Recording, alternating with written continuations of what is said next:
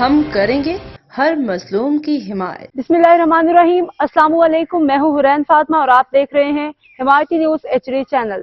نظر ڈالتے ہیں آج کی اہم خبروں پر۔ کراچی ضلع ملیر کے علاقے UC کیٹل کالونی پیپلز پارٹی کے صدر پر فیملی پارک پر قبضے کا الزام۔ کراچی میں رپورٹر غلام مصطفیٰ جٹ کے مطابق لیبر اسکوائر نیو فلیٹس میں غریب عوام کے لیے مختص فیملی پارک پر مبینہ طور پر قبضہ کر کے ذاتی رہائش گاہ میں تبدیل کرنے کا انکشاف ہوا ہے۔